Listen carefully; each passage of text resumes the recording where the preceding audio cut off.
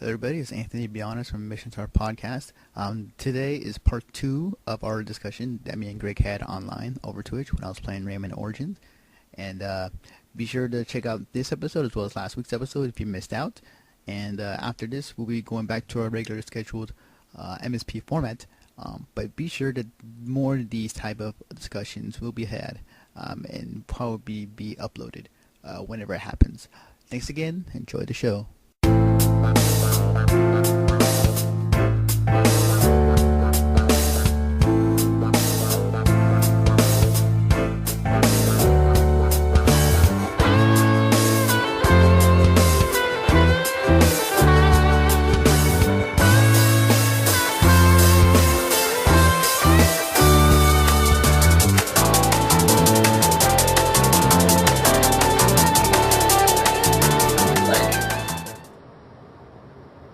It's like exactly what makes a good game. Obviously it's gonna be from person to person. Oh, of course. But it's just like things that we are used to playing and kind of expect, like they'll still be there. But like, I feel like games nowadays can still have that same effect, but for less money and for not as much effort as a AAA title would be. Yeah, I agree. I think, like, one of the coolest things about gaming that I enjoy the most is how diverse the landscape can be. I'm a big fan of shitty movies. I think I've made that abundantly clear numerous times talking to everybody. So in line, I'm technically a fan of shitty games, too. It just depends on what kind of shit. Because if the game is like, I don't know, let's say Call of Duty, those games have become, to an extent, garbage to me. But I'll still play them because they're brain-dead fun garbage. To me, the Call of Duty series is like the Fast and the Furious series. Yeah, I definitely agree. Like, I definitely agree. The games that, in my opinion, the Call of Duty, like, after Modern Warfare 2, it just, to me, was like a B movie, like, action, just go and watch, and then move on with your life.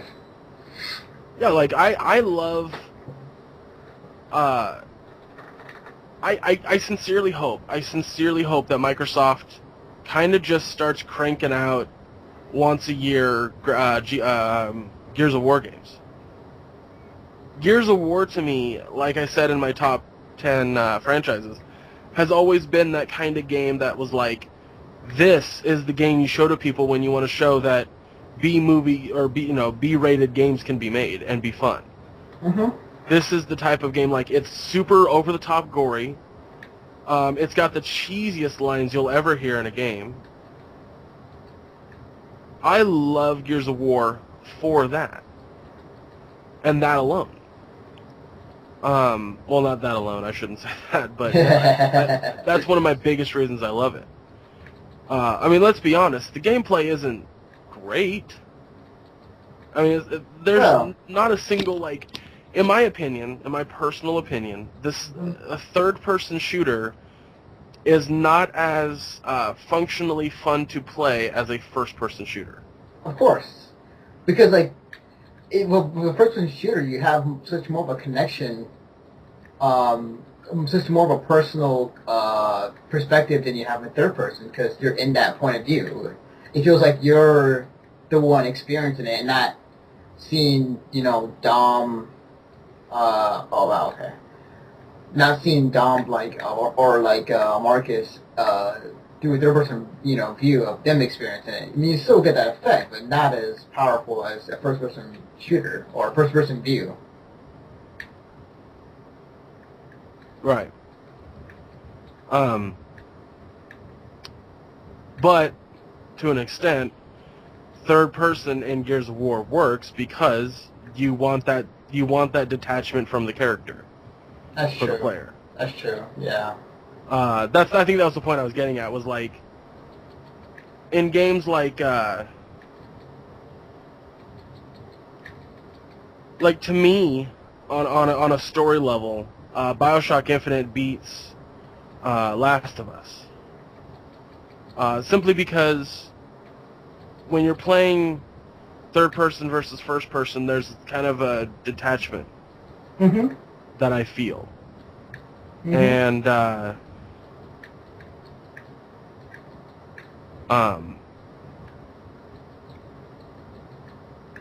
I'm always very excited when sorry, I'm organizing my desktop while we talk. No, that's cool. Oh my god, wow. How did I get through that? Jesus. You'll see in a minute. I'm going to the stream right now. I think I just caught the tail end of it when you were escaping that hellish cave. Yeah. I remember that part, though. So there's a point I was going to make, and then I totally got off topic. No, that's cool. Damn it. Anyway.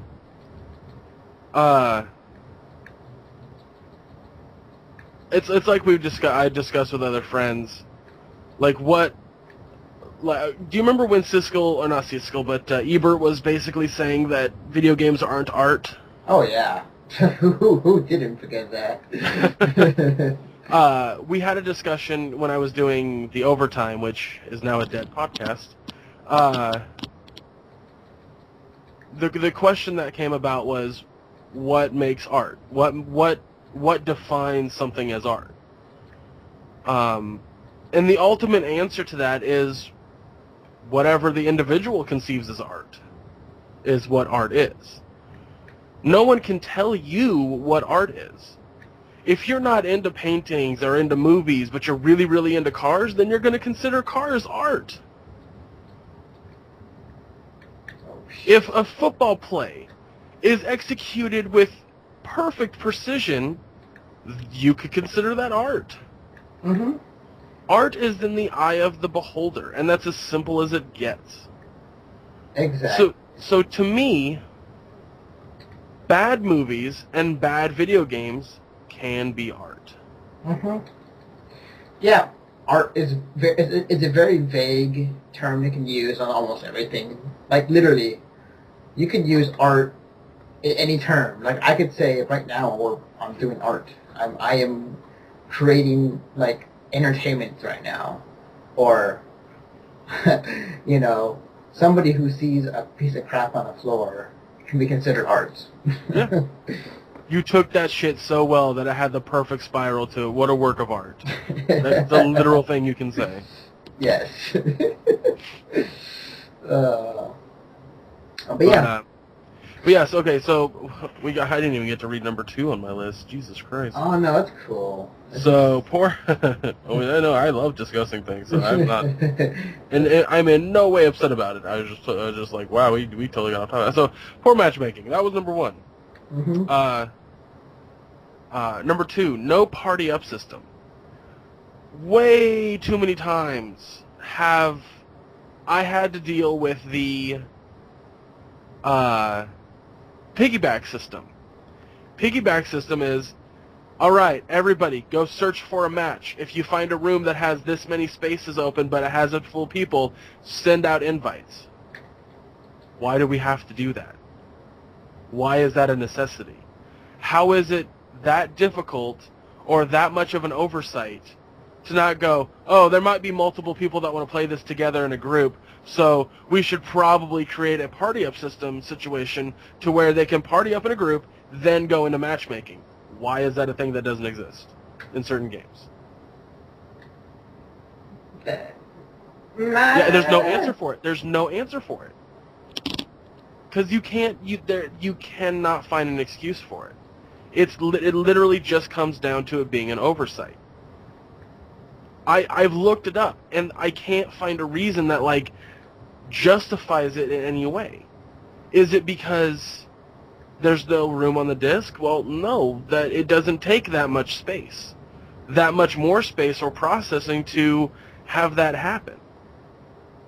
Because you're already going to be, with the piggyback system, the friends are already going to party up in the matchmaking room. Are you... Hang on, my brain's kind of scattered right now. Are you saying? Well, John, what about him? So are you talking about like as far as um, like partying up system to where if you want to join a party or? No, so okay, so let's say like me, you, and two other people want to play Halo. Mm-hmm. We get into a room together, and then we get into like a party lobby where it's just the four of us. And then whoever was the leader of that party lobby hits, let's play let's play some big team. So then the four of us together then go into a matchmaking lobby where we find other players. Mm-hmm. Okay.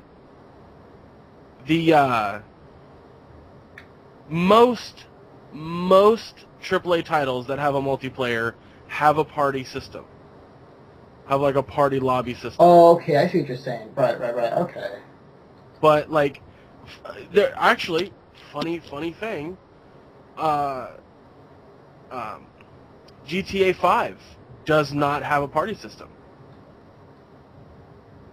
It literally comes down to like one player, like whoever's in the group's like, I have a mission or I have a race that I want to do, and they start it, and then they invite everybody, and their friends join, and then they make the matchmaking open for anyone just searching for a random match can join in. That's fine.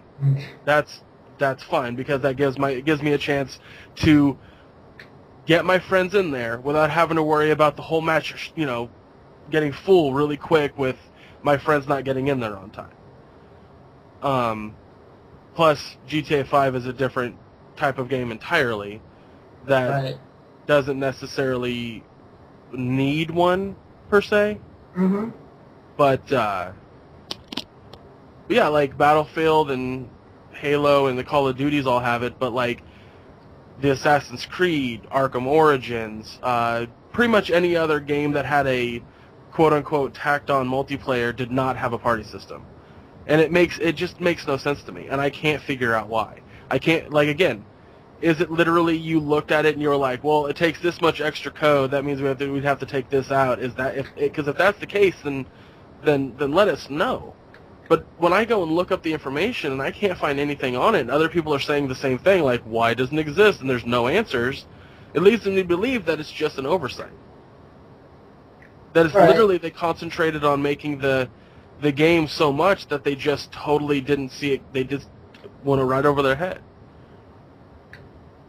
So, I'll go more into depth on that when I write it. Okay. Number 3, lack of server functionality. Now, this is more on the publisher than it is the developer. One of the biggest issues I have with online multiplayers for games that are not, like, they are AAA titles, but they have the quote-unquote tacked-on multiplayer. The servers are absolute dog shit. Yeah. And it's not like this is something that hasn't been done or has ran into issues, because we've seen this happen multiple times on every big launch.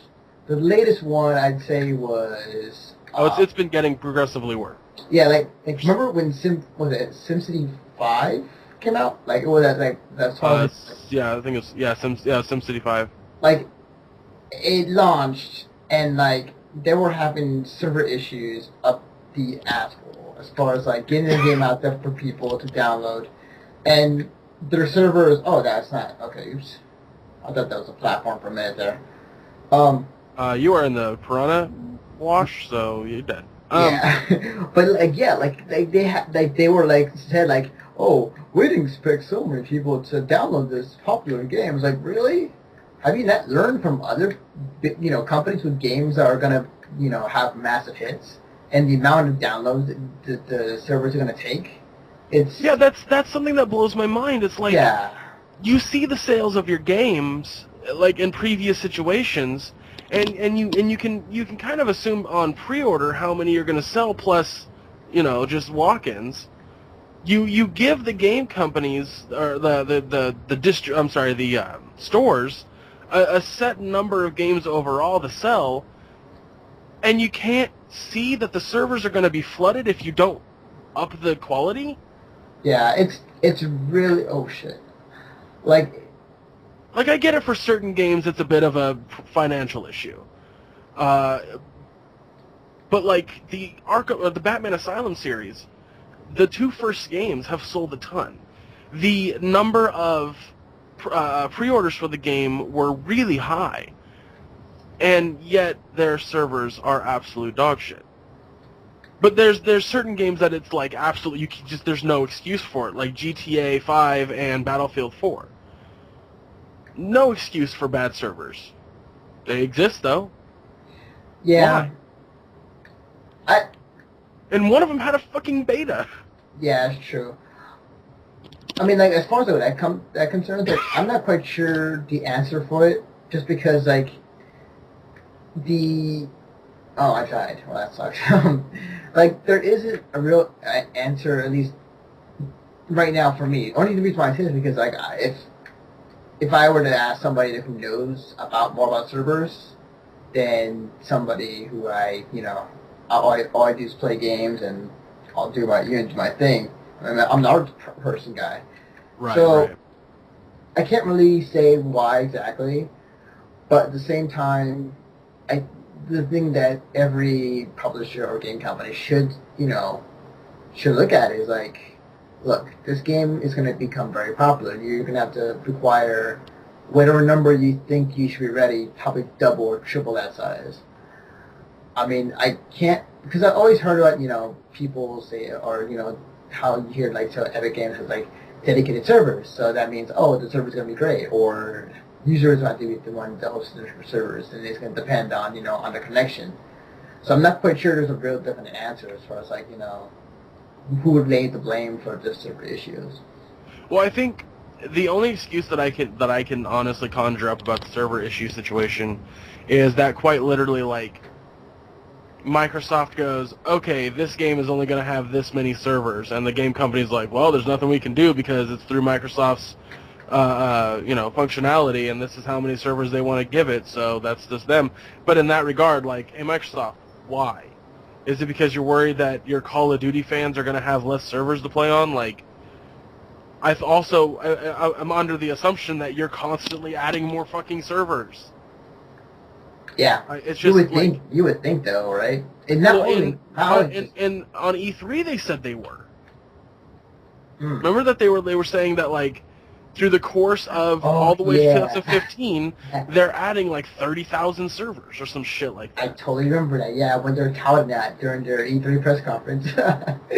Oh yeah. So it just again blows my mind when I play a brand new game and that's another thing. This Arkham Origins does not have it has maybe 5,000 people playing it. Maybe. How is that fucking up servers? How many did you give it so little amount of, like, server space that it's have like that? Blows my mind. Anyway, number 4 that I have written down is online passes. Now, thankfully, online passes are becoming a thing of the past, but... Oh yeah, for sure. But why do they exist in the first place? Because you wanted people to buy your game instead of renting it? I'm sorry, last time I checked, renting a game was so that way I can decide if I want to buy it or not. It wasn't that specifically. It's what as far as what I see it, and also just kind of hearsay. Oh, that's cool. I don't have to do that. You're talking about, like, pirating issues? That, but also having just kind of like a thing to say, like, hey, our game. Oh shit, I'm gonna die. Fuck. What's I say? Okay, so like it was that, but it was also because, like, they were basically saying, like, if you get this online pass, like, with it you get, like, all this free DLC with it too, or the amount you're paying, and whether it would be good DLC or not, it's not a for sure thing.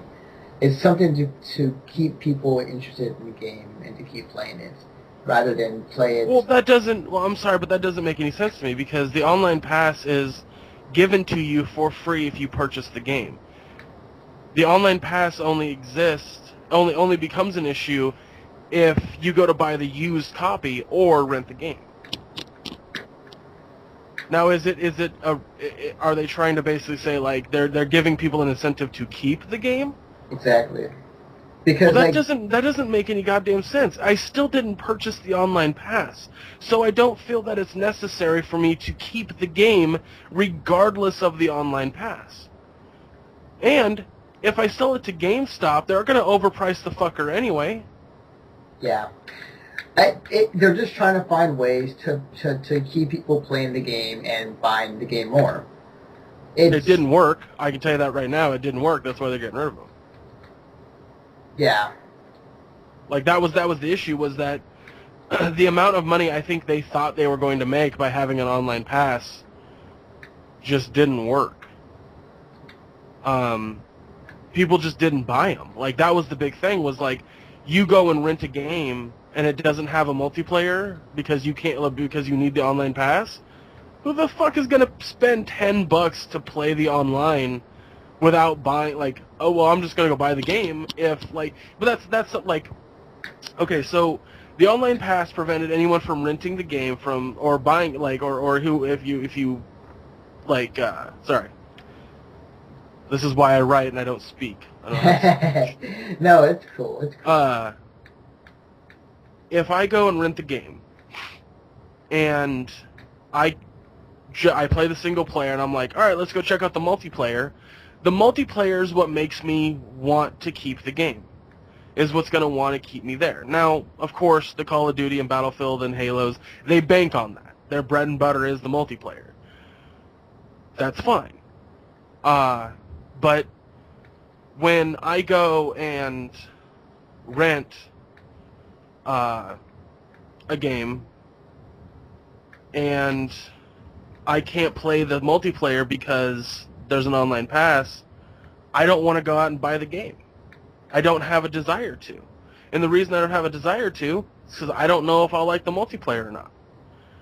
So by getting a chance to play the multiplayer, I could decide whether I want to buy the game or not. And the only game in recent memory that I can say did this with a level of expertise that I really appreciated, even though the game sucked ass, was Medal of Honor, the newest Medal of Honor.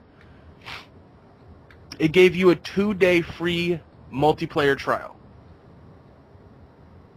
That's brilliant. You're giving me 2 free days to play the multiplayer. And now the way that they did it was not like you have 48 hours total to play the game as long as you want. Because, let's be honest, 48 hours is probably the amount of time I would have played it anyway total.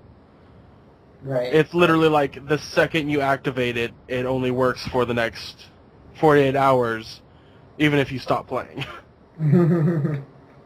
Which is fine. It's like either give me like 3 hours or give me 2 days over exactly 2 days. But giving me a trial of the multiplayer and then going, if you want it, you just have to go to the store and buy the full game or buy the online pass. That's fine by me. That makes sense to me. You're giving me a chance to decide if I want to buy it or not. But you just turn me off. You turn me cold to your game when you tell me I can't. Yeah, it's simply just because they want you to keep playing the game and supporting it and have friends buy it. It's basically, it's money. They just want more money. So it comes down to, oh shit, God damn it. I still don't consider it an excuse, but yeah, I get it. Mm-hmm. Oh shit.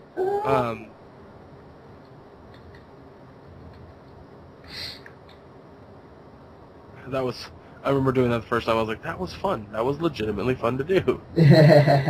Wee, sliding, wee. Yep. Bringing me back to the days of, not Kirby, but, man, what game did this? Dinko? No. So the last thing on my list is adjusting the balancing. There's too many times. Oh yeah, I forgot they breathe fire. Yeah. Oh shit.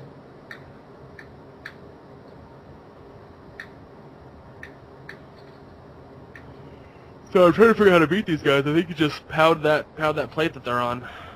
No, I tried it before. It doesn't work. Okay, I wasn't watching when you did that then. Oh shit. I'll figure it out. I think you can hit them from above, yeah. Watch out for the soda can! There's a delay. And I watch you play slightly delayed, and I'm like, hey, you should... Alright, never mind. Yeah. But yeah, balancing. That's... It kind of goes back. It kind of goes back to the other thing I was talking about with the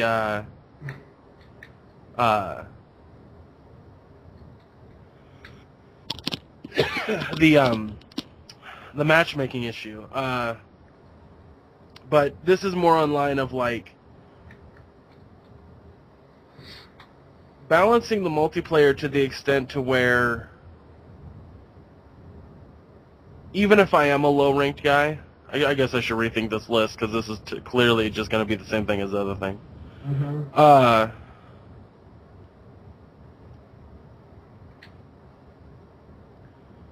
I don't know. A lot of games have balancing issues where I feel like,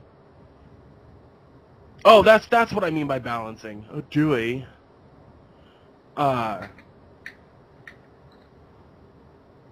Like, not skill or weapon balancing. Mm-hmm. No, that's what I meant by that. Sorry, I was trying to figure out. I need to rewrite that actually. Right. No, it's cool. Oh, okay. I read it wrong. I have it written down correctly. I read it wrong because it's 12:30 at night. My brain didn't want to read it right. Adjusting the balancing. Okay. So they come out with the game. It's balanced as they see fit, and then all of a sudden everyone bitches about it online, and then they come out with a patch that adjusts the balancing. Yeah. That shit is nonsense to me. It makes no fucking sense. Now, some people may argue, well, it makes the game more fair. How? The game was the way that it is. If there's something that you don't like, find a way around it. Nowadays, people's find a way around it is to bitch about it online for fucking 20 minutes. Okay, sorry, but I was like for a second, I was like, holy shit, that was cool. You know, back in the day before the internet, if you played a game and didn't like the ending, guess what you did? You turned it off and you didn't play it again and you went and played a different fucking game. You may have complained to your friends, I didn't like the ending.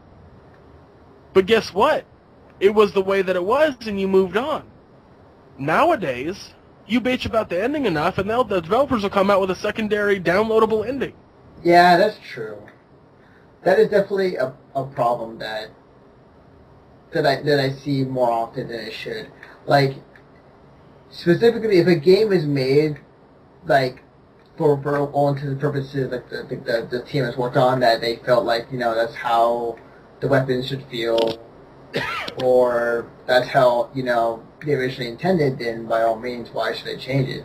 But I can understand if it's a multiplayer game and it has those issues, and I can understand that too as well. Well, the perfect example I give for this is Battlefield 3. When it first came out, there were certain weapons and certain things that everyone kind of figured out that if you use in this particular way, it works really well, and you can fight helicopters, and if you're in a helicopter, you're going to want to do this and unlock that, so that way you can fight. Like, figuring out the game was a lot of fun. And then all of a sudden, people complained. This feels overpowered and all this, like, and it was a very small, like, that's another issue that I have with the adjusting those balancing issues. It's, if you take the amount of people that are playing online and then you take the amount of people that are bitching online, it's a very tiny, tiny, tiny group of people. Mm-hmm. Yet those people are so loud somehow because of the internet that they have a bigger voice than they should. They have a bigger pull than they should. It depends on exactly what group you're talking about, because... Oh shit, hang on, give me a minute. Alright, I'm good. Because as far as, like, balancing issues, as a person who's part of the FGC, and this is something of a thing that's always been complained and also just kind of addressed. Balancing issues of certain games is, sometimes required because, like, if a game, oh fuck, I died. Because of a game that at first felt like, okay, I think everything is, as balanced as it should be. Like, you see, like, 10 or, like, a month later, and everybody's using this exact character that is destroying everybody, and every tech you can find out there is not as good as it is to beat it. And the example I can give is Injustice. Superman is the most used character in the game, and because he's so good, it's making people like they're still. You're talking about with Injustice? Yes. Oh wow. Because like here's the thing: it's like the game is still being played today, but it's not as popular as it was when it was released. As much as people still play it and still promote it, the problem is that every other character in the game is fine and balanced. And ironically, NetherRealms are the people who've been patching the game every week more than they should. But it's good. But the reason why the game is not as successful as it should be is because specifically, if you have a character that is too powerful or is just too good, and everybody uses that character, it doesn't. It doesn't bode well for the entertainment or the challenge and or spectacle of competitorship than you would normally have. I get that. I do. Right. I absolutely do. Mm-hmm. But let me ask you this. Mm-hmm. Let's go back to a day when downloading a balancing patch didn't exist. How would you have dealt with that in a situation for a fighting league? Back in the day, like deal with it. Yeah, is what you do. Pretty much. Like there was prime example, Marvel 2. Like there was no updated patch. You just had to figure it out. And basically that game just came down to like, if you're not using one of the 5 best characters in the game, then you're not going to win no matter what. But that game was still one of the most popular fighting games in existence. Exactly. And it was just because people ended up just simply enjoying the game.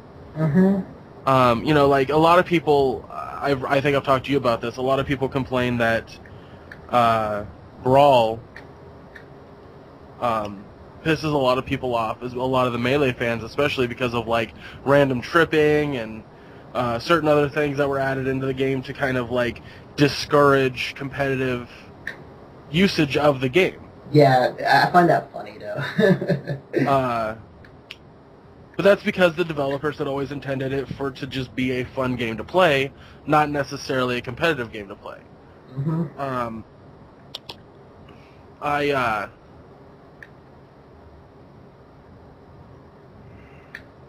Watch out for the flying forks. Yeah, I'm trying to learn that.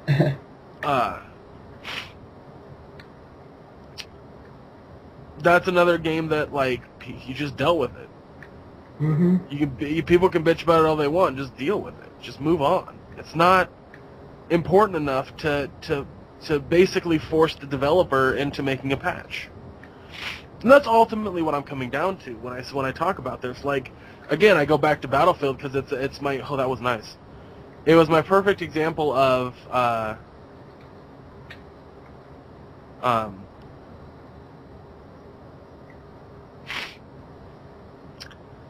okay, so the helicopter. This is the thing I like to talk about when I talk about the balancing and the adjusting of the game.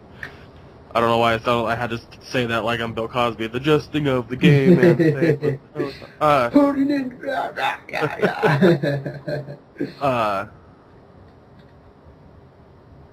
but the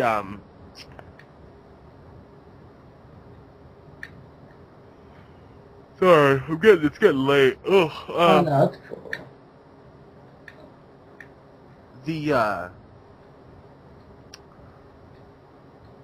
I'll catch my thought here in just a second. I'm watching you play now, and I'm all intrigued. Yeah, It's been a while since I played this game. the game's really good. I have no complaints. And every time you die, you feel like it's your fault, right? Oh yeah, like Oh shit, I can't get that, can I? It never feels like a cheap death. Nope. Not to mention, like, this game has such, the art's so good. Oh yeah. The vibrant colors. Oh wow, that actually hit me. I think. No, it didn't. Okay. Like, everything about this game is just, this is a really awesome level, actually. Holy shit. See, like that little thing that just happened where it's shooting oil first, then it shoots the fire, that'll hurt you. Well, the oil doesn't hurt, but it's showing you, like, hey, there's something coming after that oil, and you know it because it's basically in the same area that you are. Right. It's kind of like it's that whole thing of like teaching you without holding your hand. Mm-hmm. Kind of what Ego Raptor talks about. Oh, you got screwed there. Yeah. Anyway, so the helicopter when the game first came out, the helicopter was a certain way. Mm-hmm. Then they adjusted the lock-on weapons that could fight against the helicopter. So that way people on the ground could take out the helicopters easier. Then the people flying the helicopters usually started complaining that they were getting taken down too easily. So the developers made the flares go out a little bit quicker, so that way the helicopters could stay up. Then the ground people started bitching that the flares came out too quickly. So the developers went, well, we'll keep the same speed for the flares, but we'll take away the secondary, like if it's a fighter, or like a double pilot seat. If there's a gunner seat, that the gunner seat cannot deploy flares, so it's just the pilot that can deploy flares. Then the pilots started complaining that they were getting taken out too easy because there was no secondary flares. So they made the lock-on a little bit slower for the ground people. Then the ground people started it was seriously, I'm not joking when I say it was like that. Over the span of a year of that game being out, it was like that. It became so awful that when I went to revisit it, it was a completely different fucking game. Do you think that, because there's a thing where you gotta have a balance between, listening to your audience and having creative control. Do you think that developers are pressured nowadays of changing things at the audience that they are catering to, for the sake of, them fearing that, if we don't fix this, they're going to leave us and move on to the next game? Absolutely. It's the same thing I talk about with pandering with TV shows. I hate Big Bang Theory, but I love Big Bang Theory. I have this weird love-hate relationship with it. At times, it can be a genuinely funny sitcom. At other times, it's a completely pandering and complete disrespect to the geek and nerd culture. There was an episode a while back where they had a scavenger hunt, where Raj put on, I don't know if you watched the show, but... No, I don't. Go on.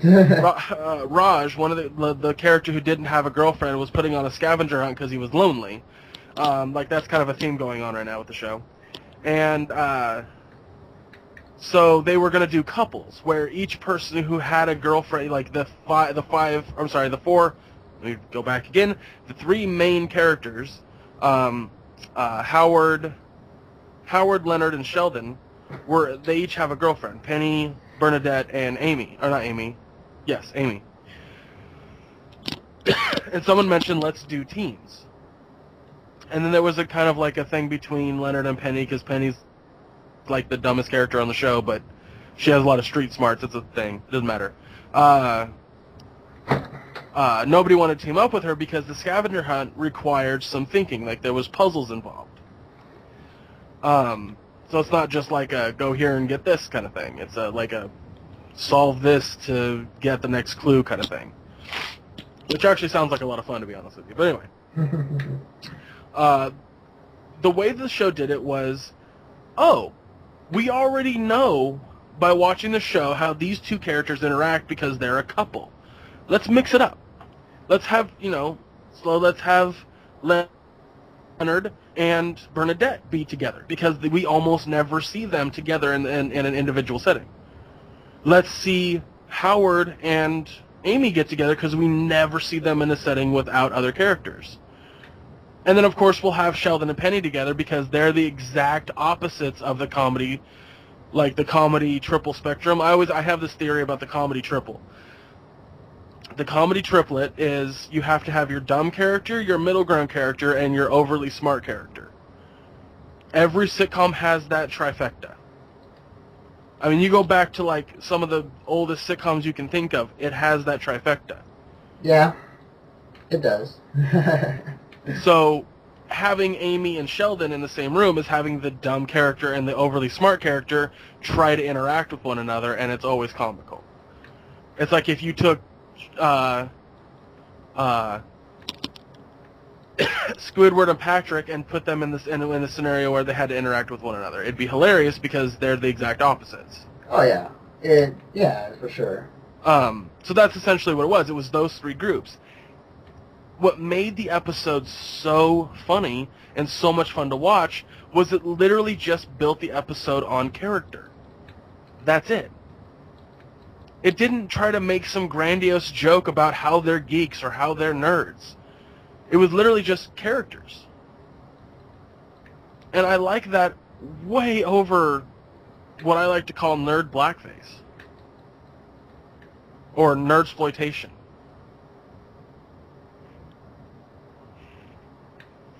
It drives me nuts that is even a fucking thing.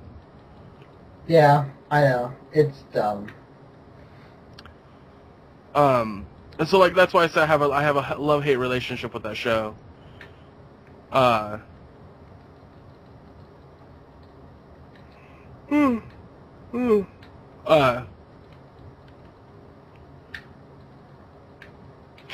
forgot where I was going with that. I kind of forgot you. Oh, shit. It was in relation to, catering to your audience. Oh, that's right. Yeah, okay. So, Big Bang Theory likes to cater to their audience by doing the nerd blackface because most of the audience that watches that show are not nerds. So they will always have that episode that is the point and laugh at the nerd episode just because it panders or caters to their audience. Walking Dead right now is a perfect example of pandering to your audience for fear of losing viewership. And the way that they pander to their audience is quite literally not to kill off favorite characters and to kill off hated characters. Telegraph every kill that they have. That's so dumb. So, like, when a game developer, like, I had a lot of respect for BioWare, and I loved the ending to BioShock 3 because it was their ending. Mm-hmm. It was the thing that they wanted to show. And the fact that they were goaded into fucking changing it because everyone online was like, I'm never playing a BioWare game again, really made me angry. Because that's not the case. People get mad and say stupid shit all the time. I mean, you go back to, like, the quote-unquote boycott of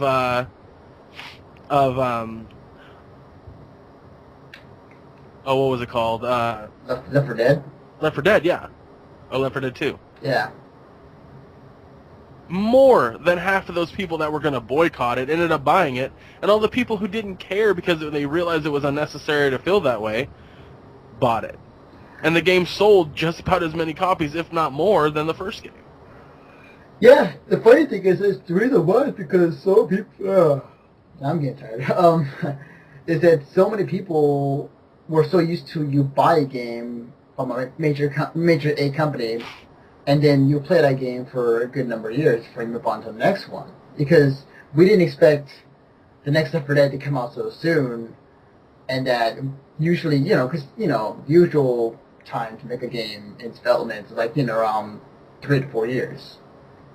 So we were like, people were just surprised. I was like, wow, okay, that was quick.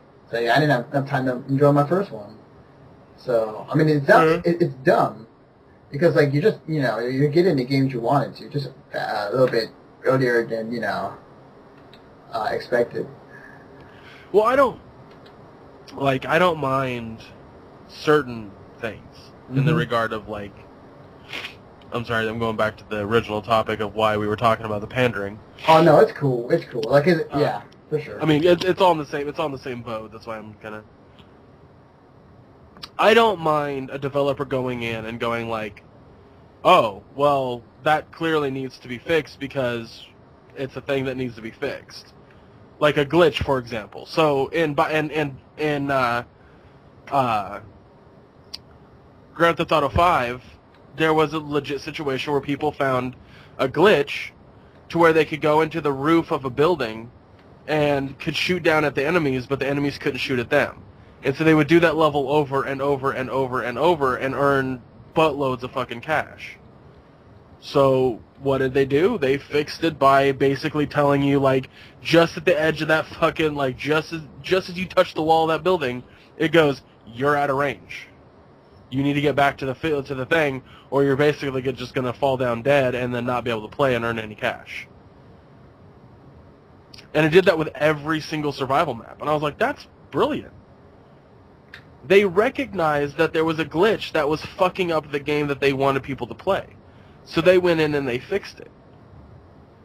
It wasn't anything in particular that was pissing anybody off. And they did this making people mad. People were legitimately upset that they went in and fixed this stuff. And, like, to me, that's okay. That's fine. Because that's something that you decided you want to fix. Now, that's the world and technology we live with, where that's a possibility.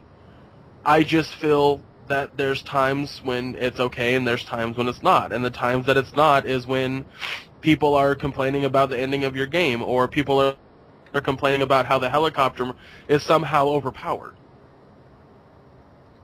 I'm sorry that in the fighting world, Superman is overpowered. He doesn't need to be nerfed. Just come up with a rule that nobody can pick Superman. Or basically, like, learn how to fight against him. Yeah. Like I'll give you an example of, like, a situation that I had a long time ago with Battlefield, or no, I'm sorry, but Halo Reach. Mm-hmm. When Halo Reach came out, they gave every character, like, Spartan could have an ability. So it was like Sprint or Armor Lock, or there was a couple other ones. There was just like a bubble shield kind of thing. And I had quite a few friends who hated Armor Lock. Like, they found it to be a bullshit thing, because if you're too close to the person and they come out of Armor Lock, they will drop your shield, and the second they punch you, you'll die. And it would always piss somebody off. And you could never really, like, unless you played it a bunch, you could never really figure out how close you needed to be. So for someone playing it for the first time, sure, it might be frustrating. And I absolutely I feel that sentiment. It was frustrating. But what I did, instead of complaining about it, was I went and played with it on for a while. I started using it. And by using it, I learned how to fight against it. I see. Oh, are these safe? These fish? I'm not watching, hang on. All I see right now is boobs. You'll see it in a minute.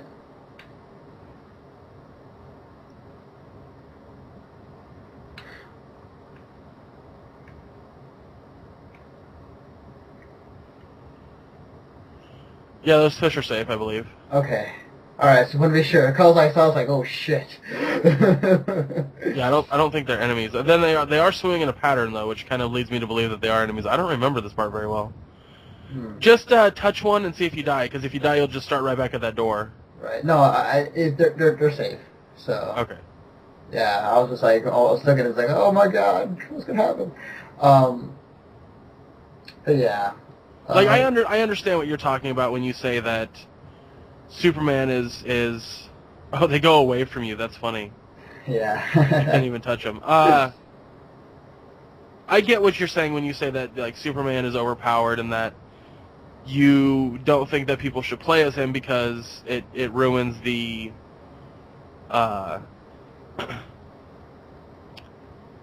it ruins the competitive sportsmanship of the game when you're playing as the most powerful one in the game, and everyone else has to kind of like settle for something. I get that. I do. I completely understand that. But my thing against that is play as Superman for a while. Figure out a hole in a chink in his armor, if you will. Right. And the funny thing is like, as the example I can give. Oh, cool.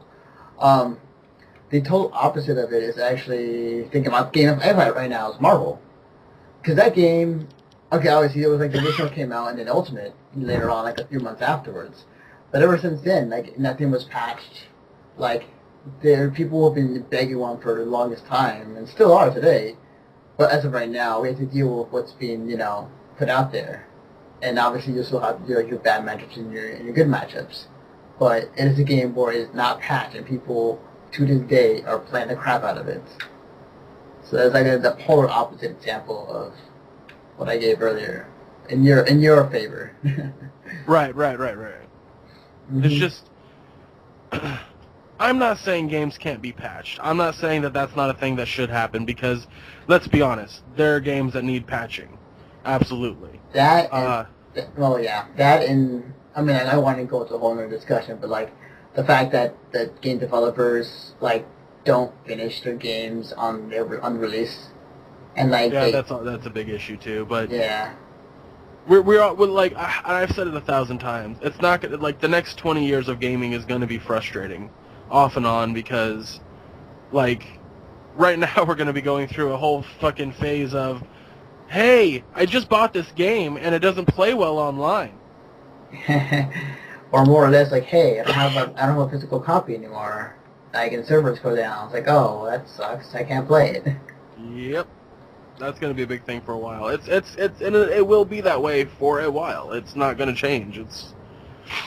We're going through a transitional phase in gaming, and we're going to come out of the end of it on top. But we're going to have to deal with a lot for a while, and we're going to lose a lot of people on the way too. Like, I mean, take Phil Fish, for example.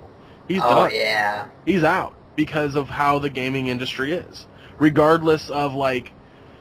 I mean, he left because of pundits mainly, but he also left because of the stress of having a deadline when making a game. Yeah.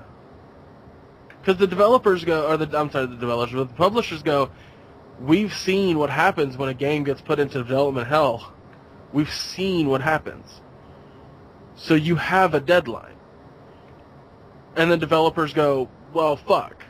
Now we're against the clock, and it's stressful. Mm-hmm. Crunch It's time. a shitty situation.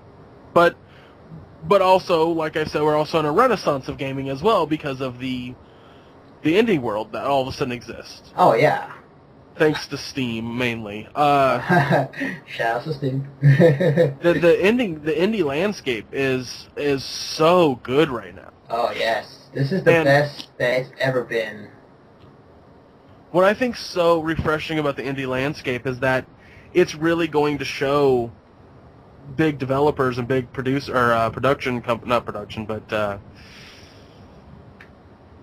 publishers that you don't need millions of dollars to go into a game for it to be fun and good and long-lasting. I mean, I still, to this day, want so badly to play The Binding of Isaac, but I haven't been able to. Oh my god. If I have the extra code, I'll give it to you right now. I wouldn't even be able to play it on my computer. Damn. That game is so good. I loved it. I played the shit out of that game. I still haven't beaten it yet, actually. I will one day. I've seen people beat it online on YouTube, but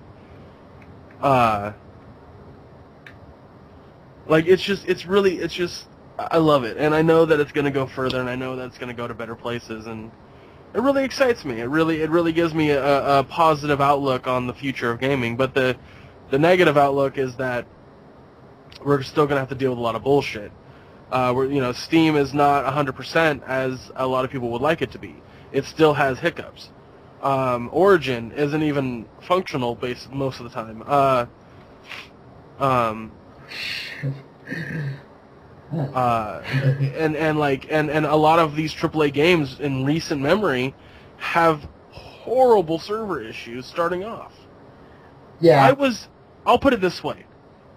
I was so turned on by the idea, not sexually by the way, by the idea of GTA Online. I loved the idea of it. The trailer that they came out with had me so excited. Then I play it, and I am so underwhelmed that's not even funny. Now, that could be my fault for, I don't know, hyping it up too much in my own mind. That could be my fault, absolutely. But I feel like there's still a lot of shit that's not in that game. Also, having to wait a whole week and a half to play the game because after release, first off, I was okay with the 2-week wait after the release of the game.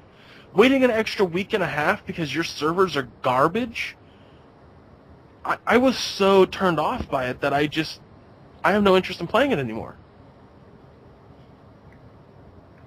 There's too much about that game that I just dislike than the stuff that I like. I never thought in my life I'd ever go, man, this single player, when it comes to a GTA game. Because I'll be honest with you, 4 had an okay storyline, but a really fun multiplayer. Yeah, for sure. It's interesting. I mean, it's going to be very interesting in the next coming years when it comes to this industry.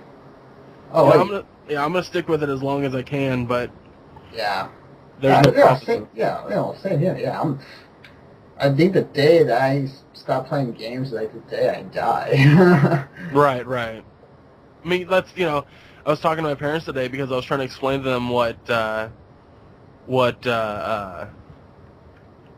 Extra Life is. And they were really interested in it. They really thought, awesome, I'm playing a hero. Sorry, I hop into a match and I'm playing a hero. I want to do one more match before I go to bed because then I'll have 6,000 Arkham credits and I can buy a big old, like, the biggest thing that Penguin has and unlock some stuff. Nice. But anyway, Jesus, I was explaining to my dad what Extra Life is, and he goes, oh, I'm playing as Robin, huh? Hold on, I'm gonna stop talking for just a few minutes here because I'm gonna play this. No, that's cool. Oh my god. Didn't mean to turn that off. Oh Jesus. Oh. Should we keep... Is this the thing we should... I wonder if this is the thing we should keep doing. Like, play games, just talk about game stuff. Holy shit, there's no light here. Oh. Oh, shit.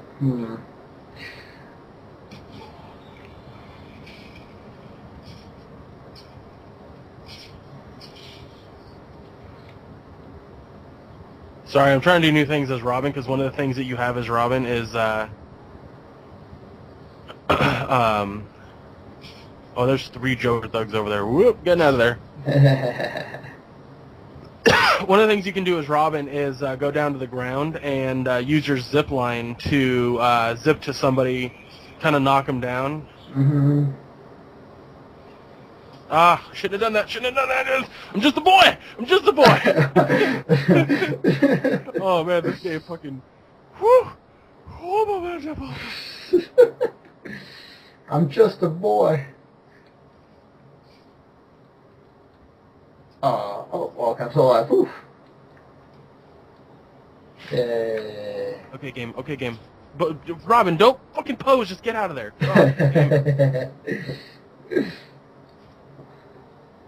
Oh, Christ Almighty, that's terrifying.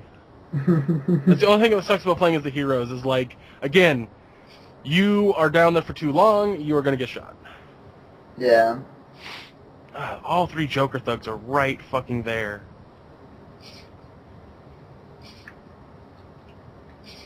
Alright, Where's the individual? Unless no, where's the single?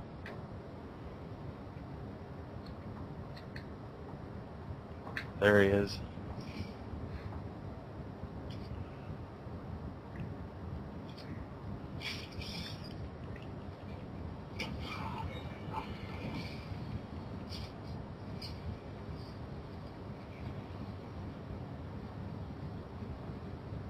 These Joker thugs aren't even moving. Go for it, Robin.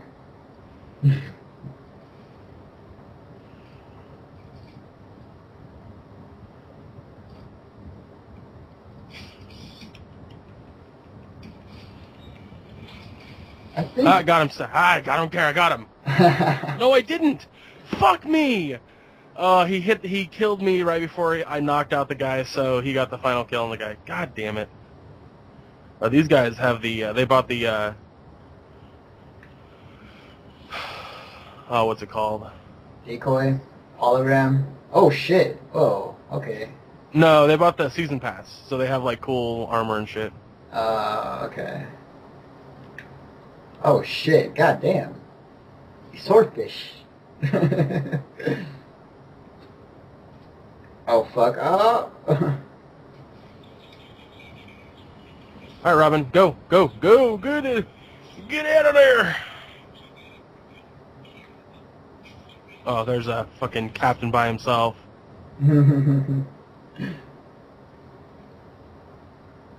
What the hell? Oh, shit. Uh-oh. Oh, fuck. Oh, fuck. Oh, fuck. Okay. Come on, tell me I got to keep all that. Oh, shit. No! Okay, I'm good. Okay. Well, I'll just wait until the next match. Oh, shit. So I found a cool thing to do with Robin. Wait. He has this zipline thing. So like, I'm watching the stream now again. Hang on a second. If you get on the ground level with an enemy, Yeah. Oh. and you aim and fire the zipline, Yeah. he'll zip like, and you can do it above them too. But you'll zip right to them, kick them, knock them down, and then you can do a takedown. Hey, Greg. I just realized. My mic is on Skype, but it wasn't on in XSplit. So this entire time that we had this conversation, like, I'm just having a conversation by myself. Pretty much. Yeah, you know, it's alright. Oh man, that's cool. I think. Wait, actually, I have the audio file. I can edit. Yeah, I can edit this. Okay, we're good. Okay, yeah, I got the audio file. So I have this program that automatically records on Skype conversation. So I'm like, okay. For a minute there, I was like, oh wait, shit. I done fudged up. Yeah. What is the Rooster Teeth Extra Life stream doing right now? I can check for me, but like, yeah, I remember seeing that they got like 10K off their stream, and they were like playing Halo. I bought their poster today that goes right to the donation. Awesome. So I'm excited to get that in the mail. Sweet. There's a lot of good. There's stuff going on too.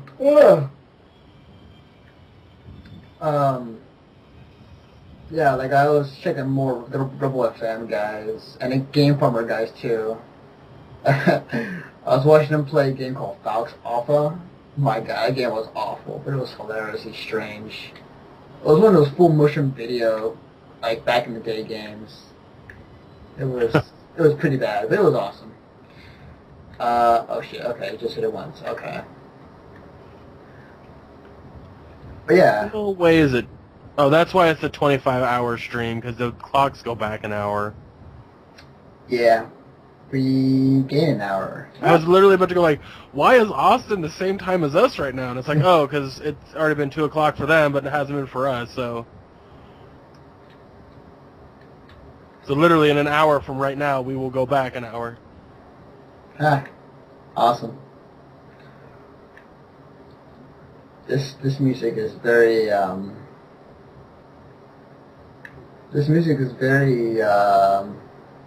quirky, but it's also very relaxing. can't hear it. Hang on me.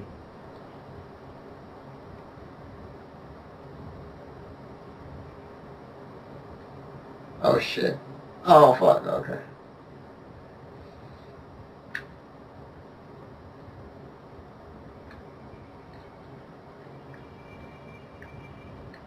Oh my god, thread that needle. So, oh fuck, died. For those, wait, can I even hear me? Wait, hang on a minute. Tools. Oh shit. Okay, well, fuck it. Yeah, yeah. That's one thing about the Rayman games I like is the music choices for the levels. Mm-hmm. Well, the current Rayman games, I should say. The 3D ones I never really played. Yeah. Hang on a second. Hello. Oh wait. Okay. Oh my god, that's fucking hilarious. Hmm. So they have the actresses that do the 4 main characters of Ruby, Yeah. and they're reading fanfic right now. Oh, you serious? Yeah. Holy shit. Fuck. Fuck it. I'm gonna watch right now. Oh shit. Do tab.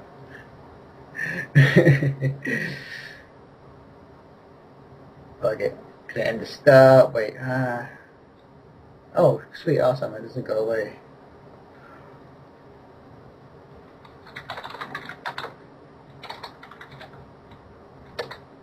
Actually. Oh, there we go. So it'll probably catch on right now. Ah!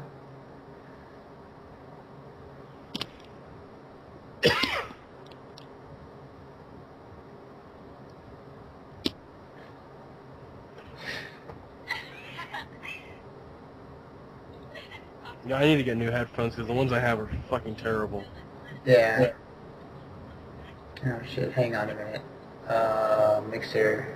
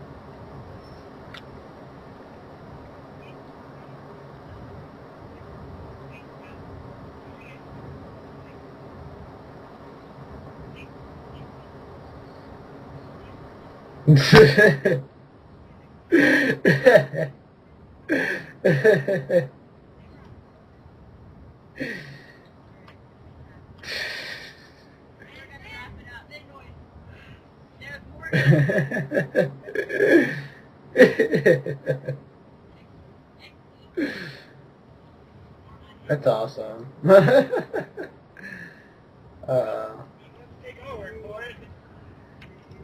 Yes, people who are watching this video, I did put on another stream. Oh shit, oh fuck. I died.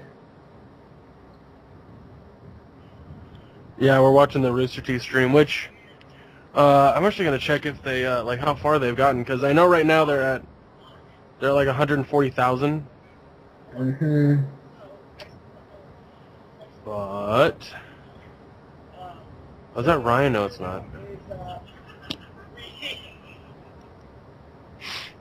Oh, so Jack's still there. Yeah, Jack. I think Jack and Barbara are gonna be there the entire time.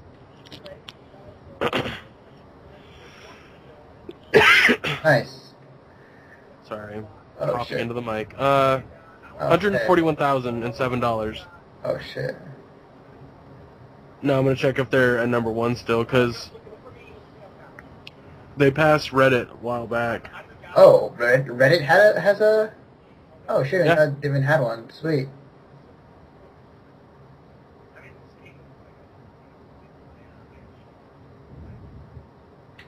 Dude, I'm super jealous of like Jack's fucking fiance, cause I have like an affinity for like auburn-haired girls, and then on top of that, she's Australian, which makes her just that much hotter. Plus, she's like super geeky, which makes her just that much hotter. Funny. Yeah, Rooster Teeth's still at the top. Sweet. By how much I don't know. I'm gonna check right now. Okay.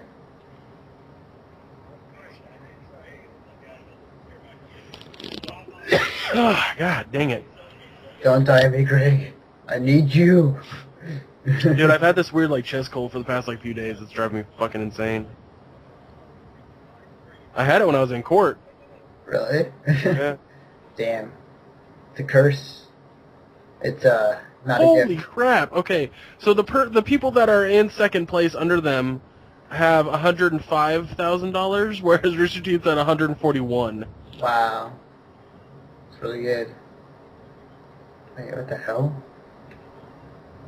They've already sold like close to 8,000 posters, by the way, Oh shit. of Damn. those like that awesome X-Men parody poster. Nice. Wow, 6 more hours. Damn. You know, what's funny is I kind of wanted to do something for today for MSP, Yeah. but just because we all live far apart from each other, and we're all busy with school and jobs and whatnot, I think it would have been possible. We can shoot for next year. I really want to try for next year. Even if like it's just the team thing and we basically separate our time that we play and stream, I think we should try to do it next year for sure. For sure, yeah. Aside from streaming games, we can like do all sorts of cool segments and whatnot. Nice. Yeah, I should really just like. Well, watching the Rooster Teeth stream is probably the most fun just because it's just one stream, even though there's a bunch of people in the team. Yeah. Oh, I'm getting killed. Yeah. It's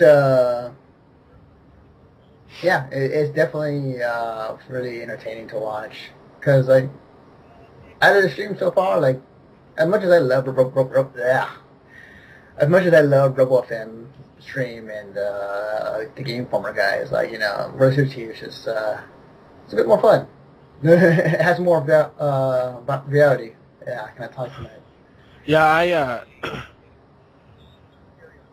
I'm very particular on my like internet gaming watching, and like right now my favorites, hands down, are Rooster Teeth, well, Achievement Hunter technically, and Game Grumps. Yes. I will sometimes watch What the hell Jesse Cox, but only on occasion, because sometimes Jesse Cox can get a little too overbearing. Mm-hmm. I really like you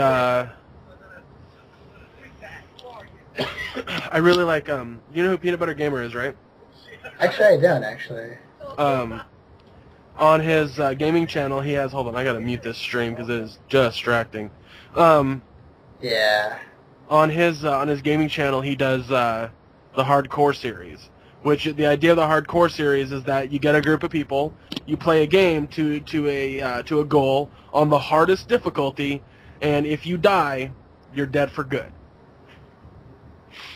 You don't get to come back in. So they did like, why do I still have my headphones in when I'm not using them? Jesus Christ. It's late, man. They did Minecraft hardcore. And it was to get to the Ender Dragon. And if you died, you were dead for good. Okay. And it was a blast. Right now they're doing Diablo 2, yeah, Diablo 2 hardcore. Nice.